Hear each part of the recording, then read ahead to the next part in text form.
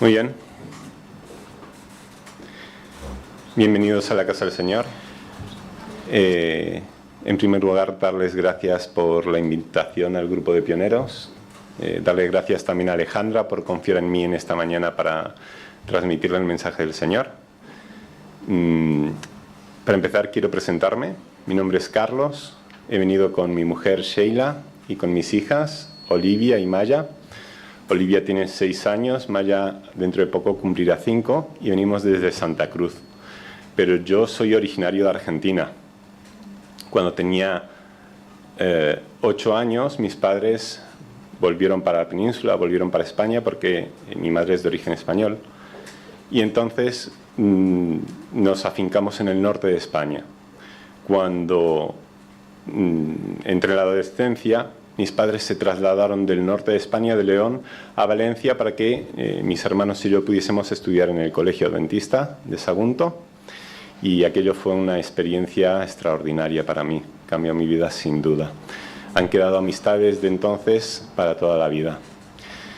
Y del colegio, con mi hermano mayor, nos fuimos a Madrid.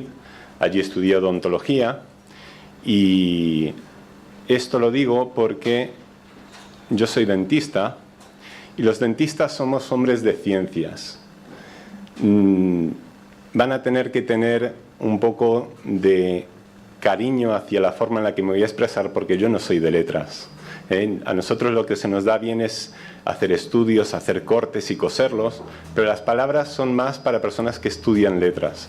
Entonces en esta mañana le voy a pedir al Señor que pueda poner en mi boca su palabra para que si hay algo de lo que podamos decir que sea de utilidad para alguno de ustedes, puedan saber que viene de parte de Dios y se sienta reconfortado. Antes de empezar con la predicación, quiero invitar a Alejandra que pase un momento aquí. Ella me mira raro porque esto no estaba preparado, es como una especie de traición, pero de alguna forma le devuelvo cariñosamente el hecho de que me haya pasado el culto de esta mañana. Alejandra es una mujer de valor, está llena de virtudes de las que disfruta la Iglesia, porque las emplea todas para trabajar para el Señor.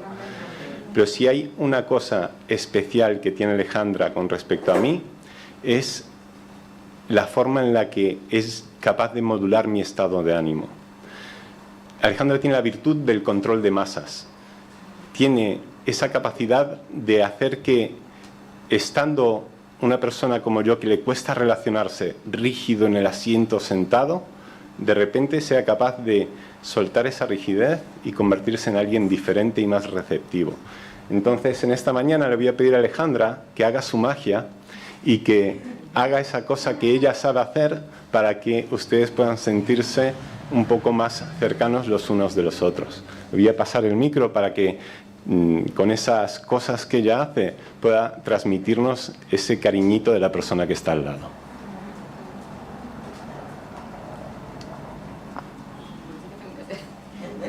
Lo que haces para que nos saludemos. Bueno, muy bien. Entonces, lo que yo hago es que cuando uno se para aquí al frente, pues siempre está nervioso. Entonces, y los hermanos están mirándolo todo el tiempo. Entonces, para uno relajarse, yo lo que hago es que saludemos a la persona que tenemos a la derecha, démosle la mano, démosle un abrazo, digámosles que está muy guapo, muy guapa hoy, luego al hermano que está a la otra izquierda, al que está adelante, al que está detrás. Y así sonríen todos.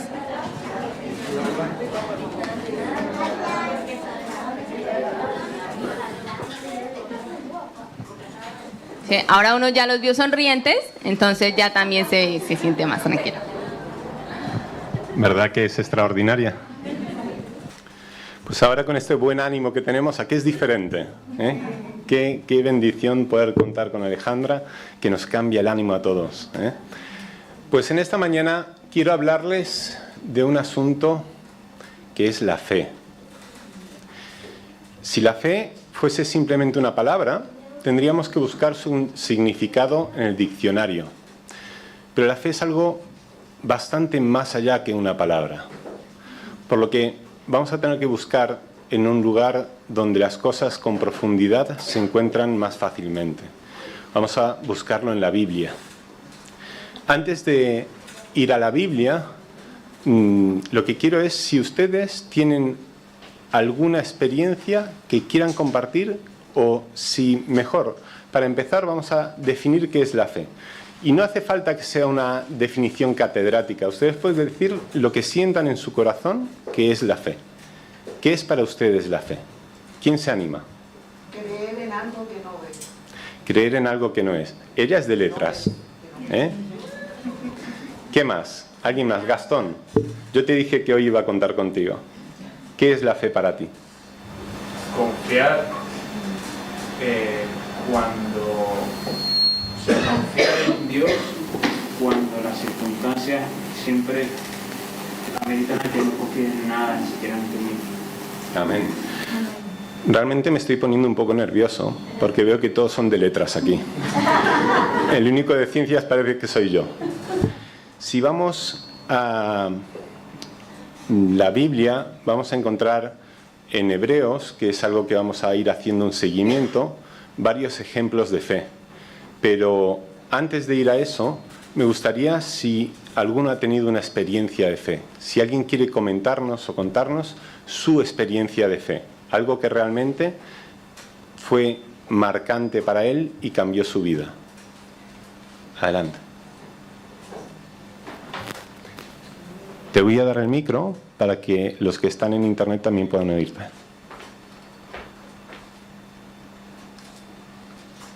Buenos días, feliz sábado.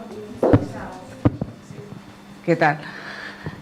Bueno, cuando yo estaba joven, un día no teníamos nada en la casa, pero nada que comer. Tenía a mis 2 hermanos pequeños y mi mamá y yo estábamos preocupadas porque mis hermanos no tenían comida. Y mi hermano Saúl era un niño que todo el tiempo tenía hambre. Entonces él veía las revistas y hacía así, ¡qué rico estaba! A mí eso me dio bastante dolor. Entonces hubo un momento que yo les dije a ellos, ¿ustedes quieren comer? Y me dice, sí, sobre todo mi hermano Saúl.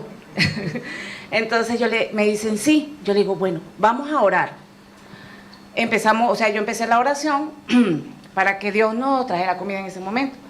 Todavía no habíamos terminado de decir amén cuando escuchamos la puerta que llegó mi papá con pollo, con yuca, con ensalada, con pan, jugo y leche. Y eso de verdad que para mí fue algo que me marcó para siempre. Gracias, hermana. ¿Hay alguien más que quiera compartir su experiencia de fe? Adelante. Le voy a llevar el micrófono. Bueno, mi experiencia es esta. En un momento, viviendo ya en Venezuela, me encontré desesperada, agoniada. Me sentía que no hallaba dónde ir por las situaciones que estaban pasando. Y un día vi al cielo y le dije, Señor, si yo tuviera dónde irme, me fuera. Yo no contaba con esto, conocía a España, estaba mi suegro, pero ni por mi mente me pasó. En esa semana llegó la carta de mi suegra, invitándonos, que nos daba el pasaje para venir. Y nos vinimos todos. Y en gracia de Dios, hemos estado aquí 28 años. Eso es de Dios. Que Dios la siga bendiciendo. Muy bien, pues ahora sí que vamos a ir al pasaje bíblico que se encuentra en Hebreos 11:1. Los textos los voy a ir pasando en la pantalla, pero el que quiera puede seguirlos. Vamos a ir dando tiempo para que puedan buscarlos.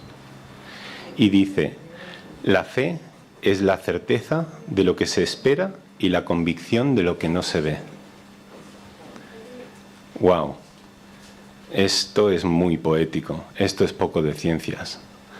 Yo, como hombre de ciencias, necesito algo un poco más gráfico. Es muy bonito la forma en la que lo define, pero necesito algo más simple. Y para eso, lo que vamos a hacer es ir viendo ejemplos prácticos. Si hablamos de fe, ¿qué personaje bíblico nos viene a la mente? Como ese primer impacto, Abraham, ¿verdad? En Romanos 4, 20, 21 nos dice, tampoco dudó por incredulidad de la promesa de Dios, sino que se fortaleció en fe, dando gloria a Dios, plenamente convencido de que era también poderoso para hacer todo lo que había prometido. Fe en un Dios todopoderoso. Abraham no esperaba que se cumpliesen todas las condiciones antes de obedecer. Él no esperaba tener un conocimiento perfecto de la senda que debía tomar antes de emprender su camino. Confiaba en las promesas de Dios. Toma ahora a tu hijo, tu único, Isaac, a quien amas, y ofrécelo allí en holocausto. Abraham obedeció sin cuestionar el aparente conflicto entre la orden de Dios y su promesa. La fe de Abraham no era perfecta desde el principio. Podemos ver en el texto que, llegado el momento en Egipto, mintió acerca de Sara y aceptó también la sugerencia de tomar a Agar. Sin embargo, lo que caracteriza a Abraham es su disposición para aprender, arrepentirse y crecer. Abraham fue un hombre que tuvo un caminar con Dios y se equivocó, como tú y como yo, pero Dios lo restauró, como a ti y como a mí. Elena White nos dice: Dios condujo a Abraham paso a paso hasta que llegó a desarrollar una fe inquebrantable. Continuando con Hebreos 11, que es un lugar donde encontramos ejemplos increíbles de hombres y mujeres de fe, pues tenemos también a Noé. En Hebreos 11:7, la Biblia nos narra: por la fe Noé, cuando fue advertido por Dios acerca de las cosas que aún no se veían, con temor preparó el arca. Fe acerca de lo que no se conoce. En la historia de Noé vemos cómo se expuso públicamente en un lugar lleno de maldad, atendiendo solamente a la orden de Dios, sobre algo que nunca antes se había visto. Nadie había visto llover en aquel entonces. La fe y la obediencia parece que son algo que siempre va de la mano.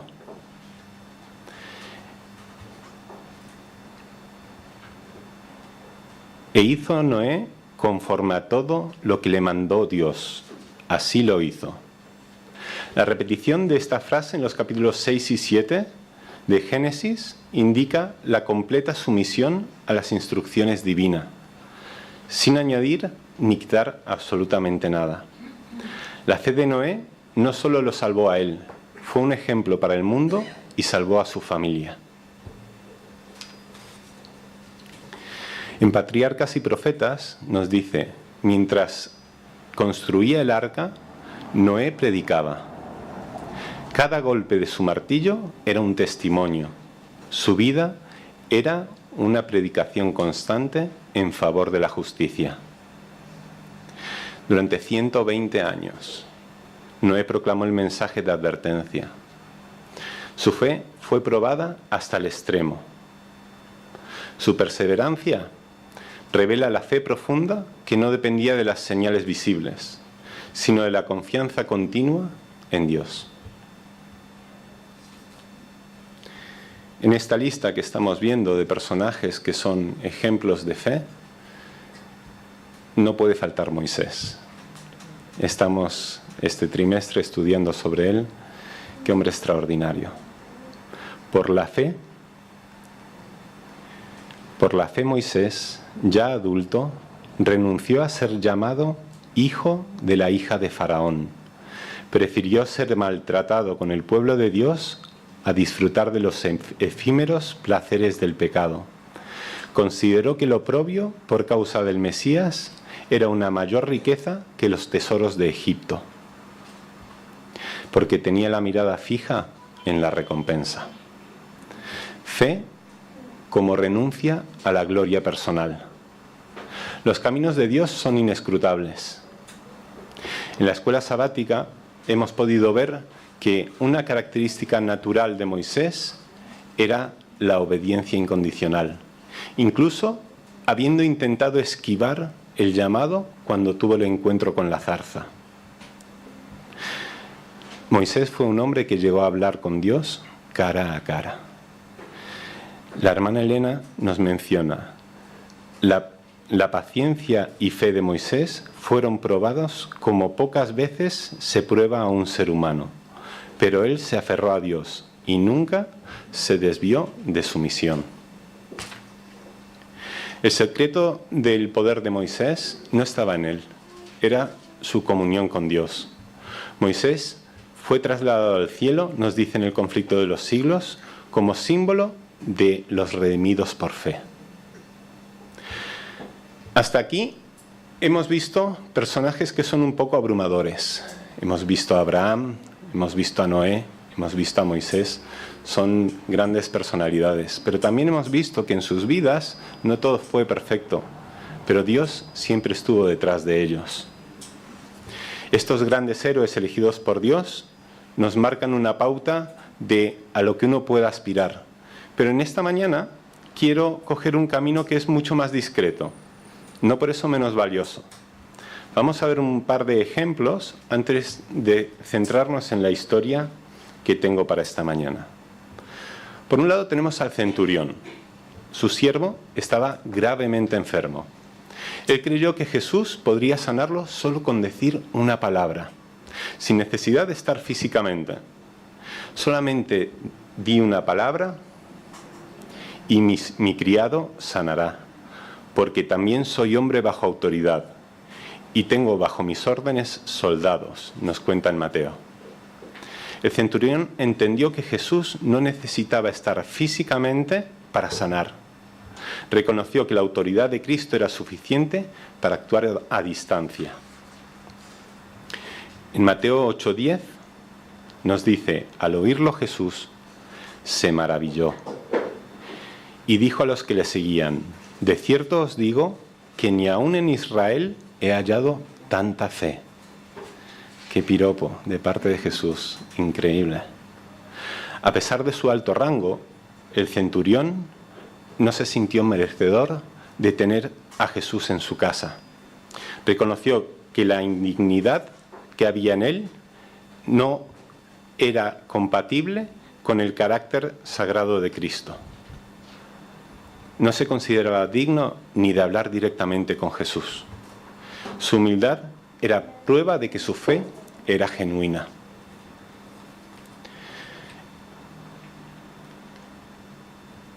En Mateo 8:13 nos da la respuesta. Entonces Jesús dijo al centurión: ve y como creíste, te sea hecho.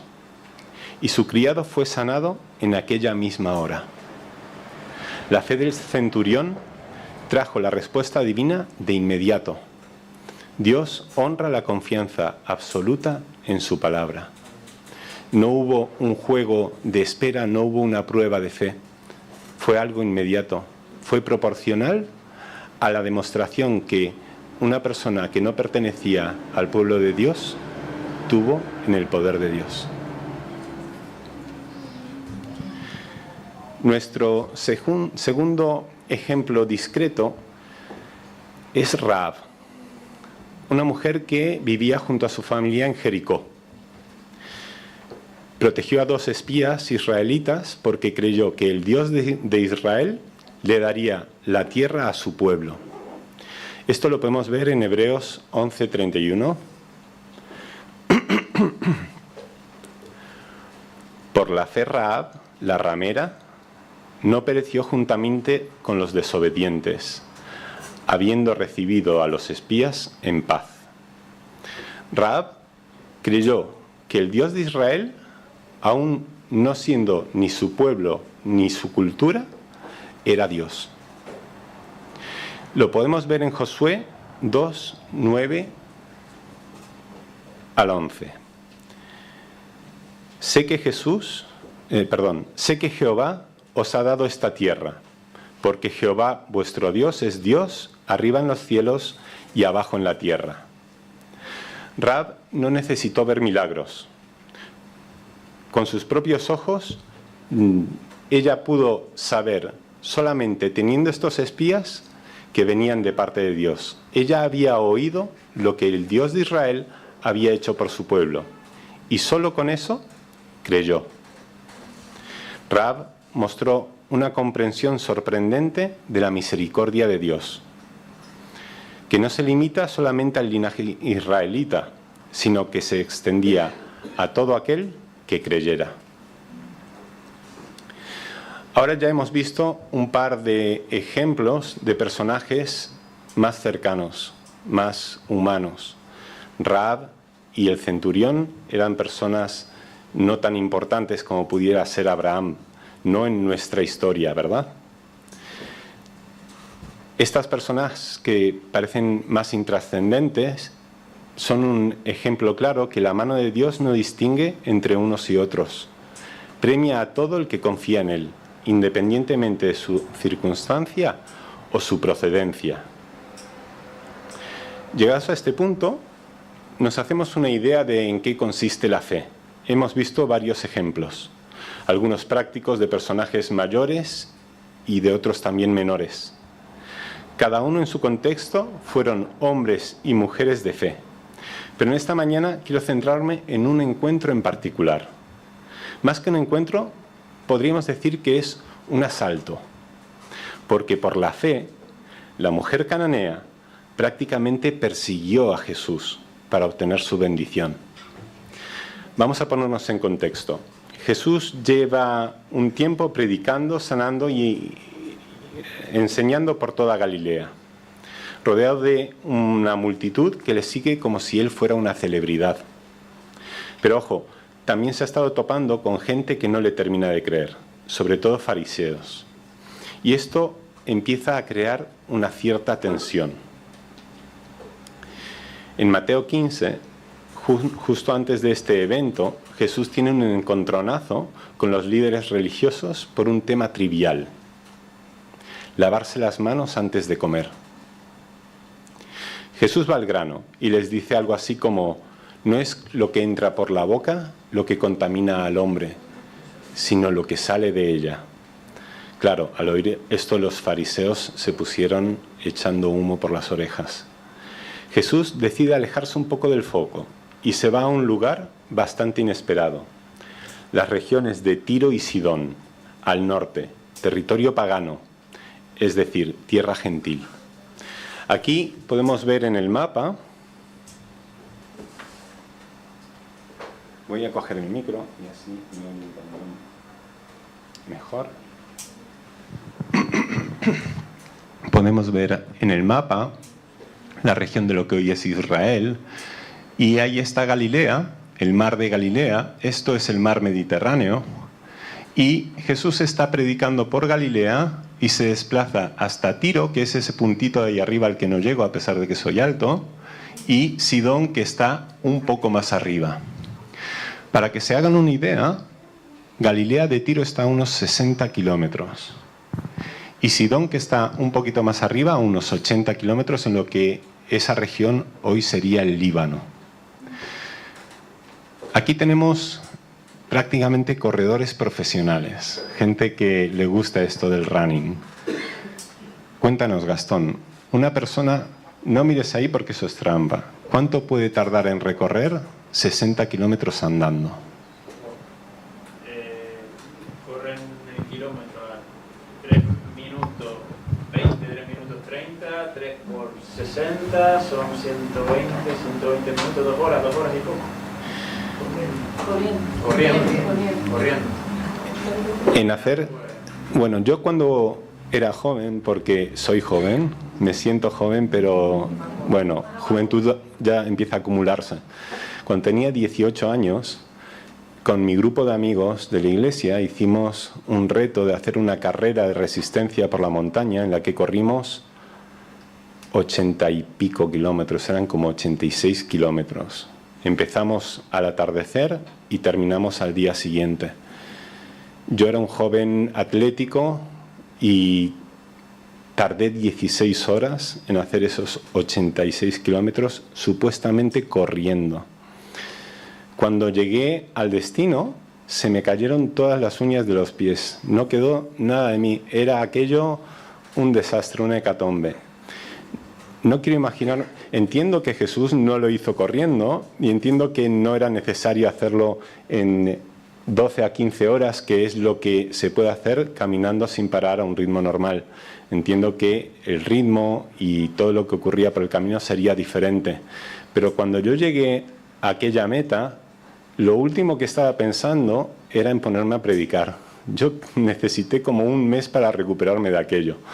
Así que hay que tener en valor que esa distancia que recorrió no es como hoy en día, porque más o menos es la distancia que hay de Santa Cruz aquí a Icod, hay unos 58 kilómetros. Entonces piensen en hacer esa distancia y luego ponerse a predicar por allí. Eso fue más o menos la distancia que cubrió Jesús entre Galilea y Tiro y Sidón. No quiero desviarme mucho, porque aquí entra en escena nuestra protagonista.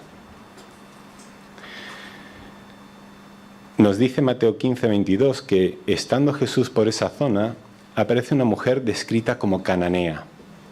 Eso ya es un shock para un judío, porque los cananeos eran, según la historia de Israel, los antiguos enemigos del pueblo de Dios. Para los judíos del tiempo de Jesús, esta mujer lo tenía todo en contra.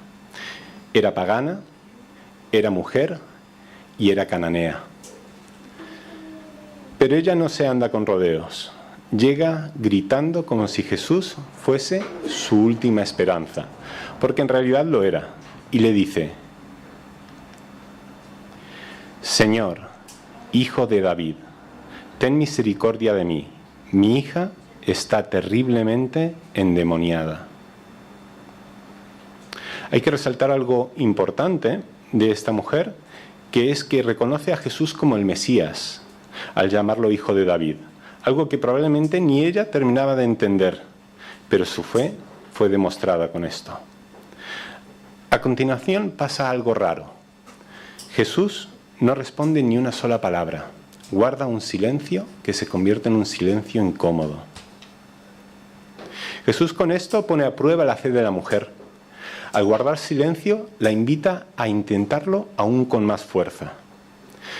Mientras tanto, los discípulos se ponen nerviosos y le dicen: despídela, que viene gritando detrás de nosotros, como diciendo: esta mujer nos está dejando en evidencia, haz algo ya, por favor.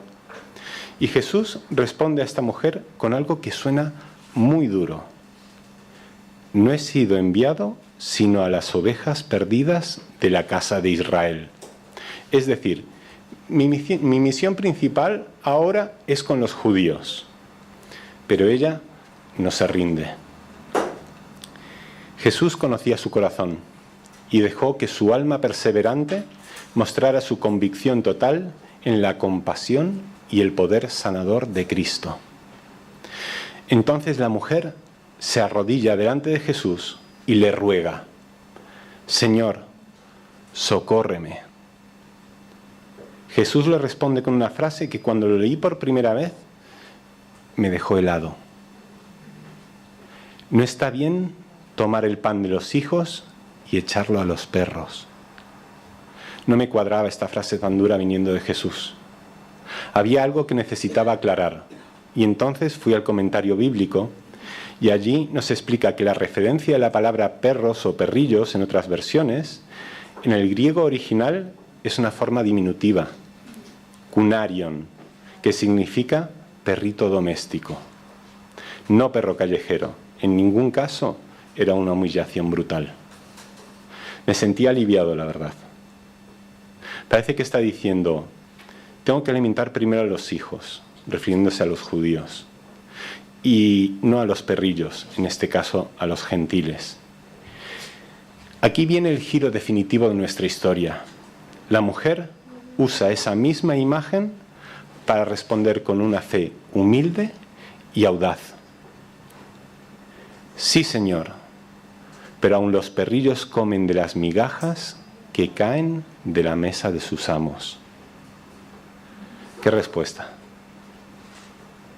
Una combinación de humildad, fe y persistencia. Es extraordinaria la manera en la que esta mujer es capaz de aceptar su estatus como perrillo sin ofenderse y reclamando su derecho a las migajas de la gracia divina. Jesús finalmente se rinde ante semejante muestra de fe y le contesta: «Oh mujer, grande es tu fe, hágase contigo como quieres». Y en ese mismo instante, su hija fue sanada. Jesús usó este encuentro para dar una lección poderosa a sus discípulos.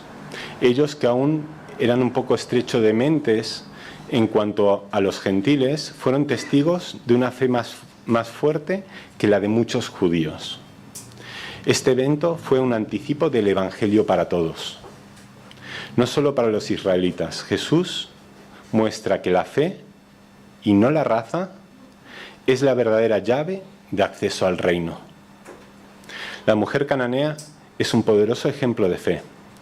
A pesar de ser extranjera y de enfrentar el aparente rechazo de Jesús, ella no se rinde, sino que insiste con humildad y confianza en que Él podía sanar a su hija. Una fe tan firme que Jesús mismo la elogió diciendo: «Oh mujer, grande es tu fe». Hoy su ejemplo nos invita a no rendirnos. Las dificultades no pueden ser un impedimento para confiar plenamente en el poder de Dios o acercarnos a Él con un corazón confiado, humilde y perseverante. También Elena de White nos ha dejado destellos del poder de la fe. La manera en la que funciona también nos es explicada a través del espíritu de profecía. En Camino a Cristo, en el capítulo 6 nos dice: mediante la fe, el corazón es renovado a imagen de Dios. El que se entrega a Dios es transformado. En el libro La maravillosa gracia de Dios, en la página 226, menciona, escuchen esto porque es extraordinario: la verdadera fe obra por amor y purifica el alma.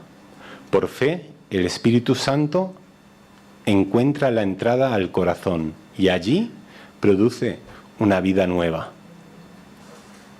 En Mensajes Selectos, tomo 1, página 364, escribe: la fe viva actúa por amor y purifica el alma. Por ella, el corazón es transformado. Por último, en la Educación, página 257, nos dice: la fe no es simplemente una creencia, es una acción, es una confianza viva que cambia el corazón. La fe es la base de la relación entre el ser humano y Dios.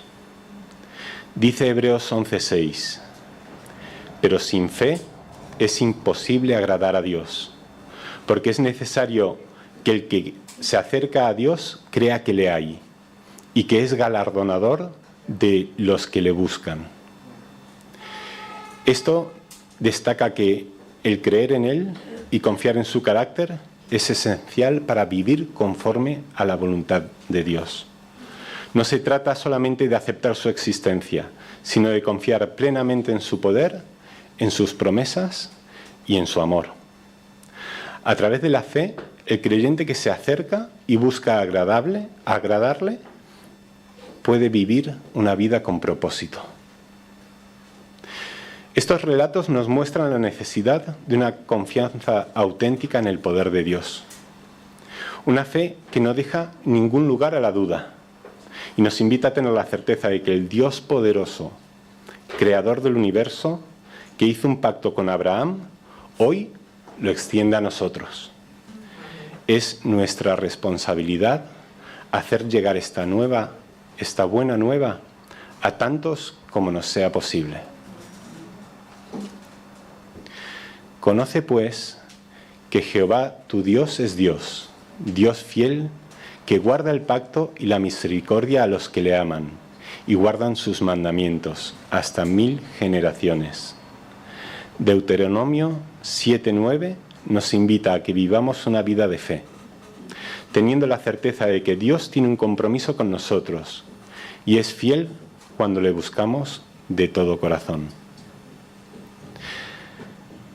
Ya voy a terminar con esto, y es mi aportación personal.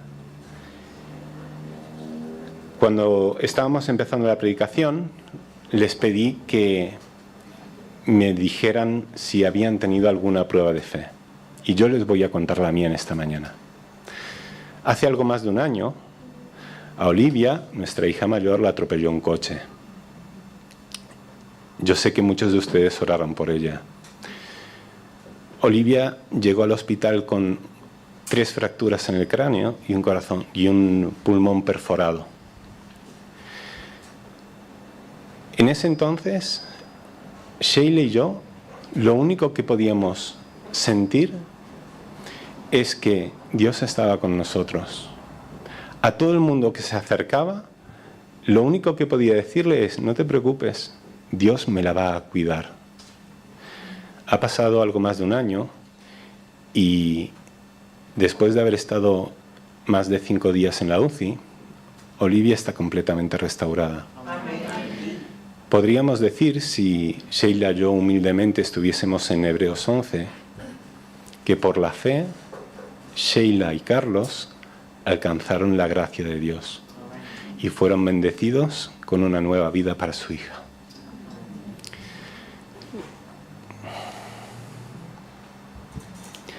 Ojalá que las experiencias buenas y las malas que nos ocurren en esta vida no sean más que una prueba de la fidelidad y del amor de Dios. Amén.